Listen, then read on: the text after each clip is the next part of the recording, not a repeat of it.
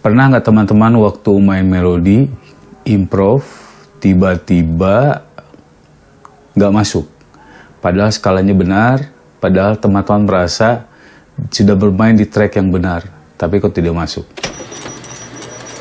Salam sang gitaris, saya Faye.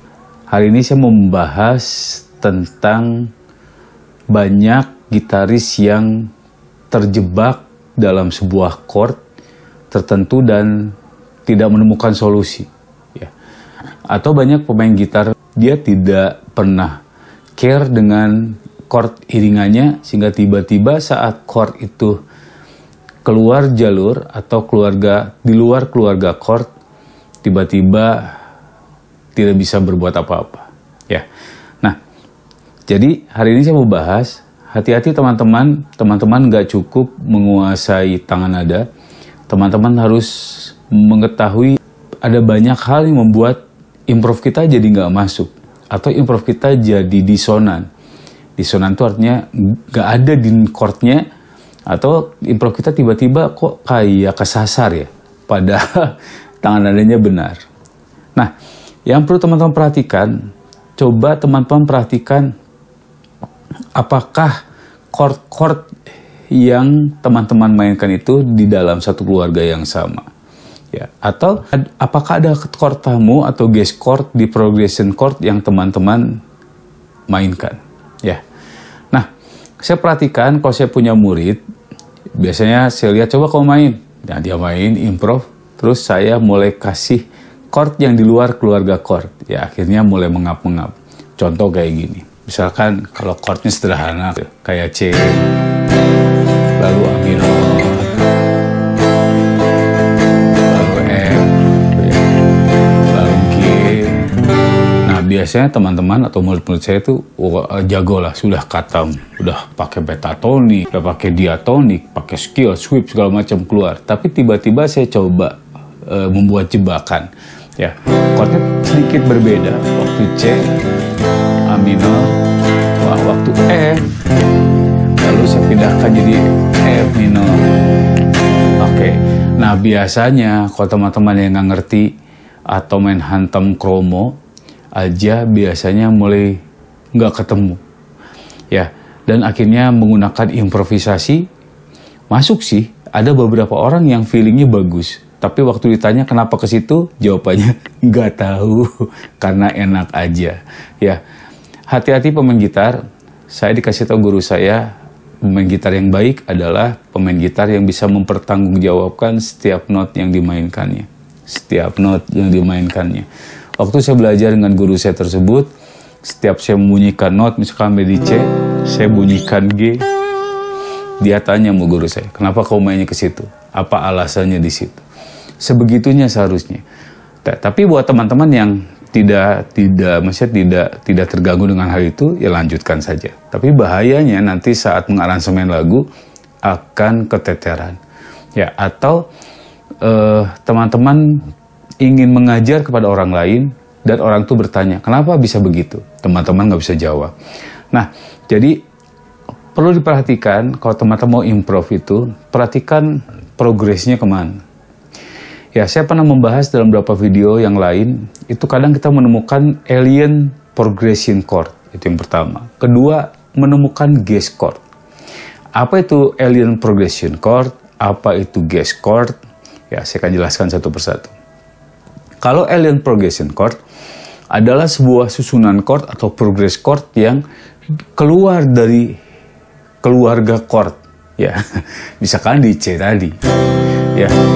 Terus tiba-tiba dia ada bass, C lagi, tiba ada bass. Nah, kesulitan teman-teman nggak bisa mengerti mana alien progression chord atau chord progression chord yang normal, karena teman-teman tidak menguasai keluarga chord. Sebab itu teman-teman, please, saya minta dengan sangat, bagi teman-teman yang mau belajar gitar, kuasai dulu keluarga chord. Karena kalau teman-teman nggak bisa menguasai keluarga chord, teman-teman nggak bisa ngaransemen, bisa bikin lagu, tapi waktu dipresentasikan tidak bisa. Ya, atau teman-teman pengen mengajar, tidak bisa mengajar pastinya, karena tidak bisa menganalisa, tidak bisa menjelaskan kepada murid-murid kenapa bisa seperti itu. Jadi teman-teman kuasai keluarga chord, ya saya sudah buat videonya, teman-teman bisa cari di video saya tentang belajar keluarga chord. Ya, oke lanjut. Lalu teman-teman juga harus menguasai modes scale, ya yang ada 7 itu, ya yaitu Ionian, Dorian, Phrygian, Lydian, Mixolydian, Aeolian, dan Locrian. Nah, saya sudah bahas juga ada yang penting modes yang harus wajib dikuasai, yaitu Dorian, Lydian, Mixolydian. Ya, 3 itu sering ketemu dalam kehidupan kita sehari-hari. Saya jujur sih mau mancing aja dari video ini, apakah teman-teman tertarik lebih dalam menganalisa Aeolian progression chord ini? Ya, tapi yang pastikan teman-teman kuasai dulu modes dan keluarga chord. Ya, kalau sudah itu dikuasai, teman-teman tentu paham apa yang saya maksud. Ya, oke. Teman-teman harus tahu juga mana guest chord.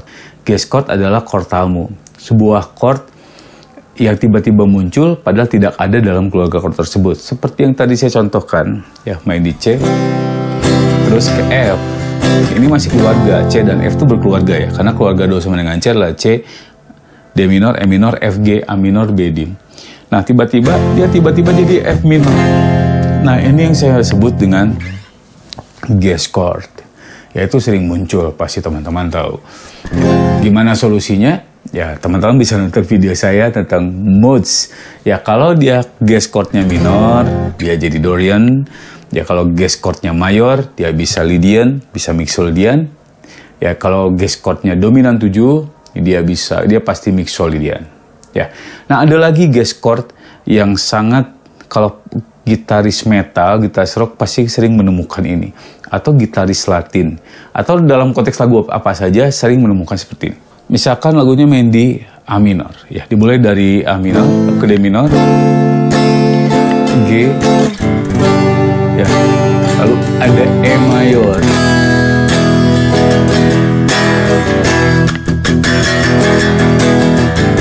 ya silakan teman-teman menggunakan tangan nada diatonik biasa, dipastikan itu tidak masuk, ya dipastikan itu tidak akan masuk, ya.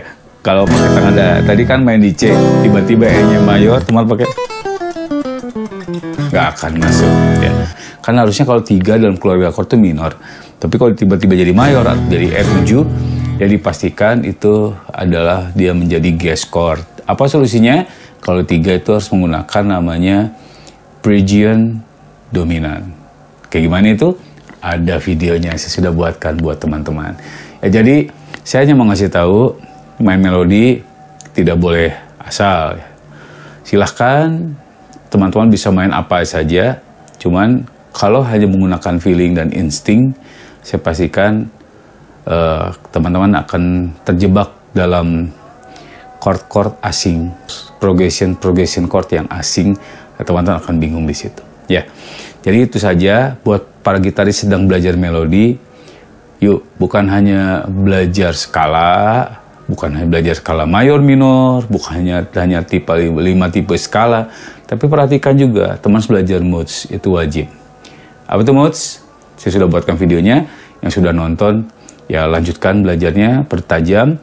Ya kalau teman-teman mau minta atau kurang jelas di bagian mana, bisa drop di kolom komen. Ya jangan hanya bilang tidak jelas Kak, tapi tolong jelaskan di bagian mana yang tidak jelasnya, biar saya nanti bisa buat video lanjutan dari video ini.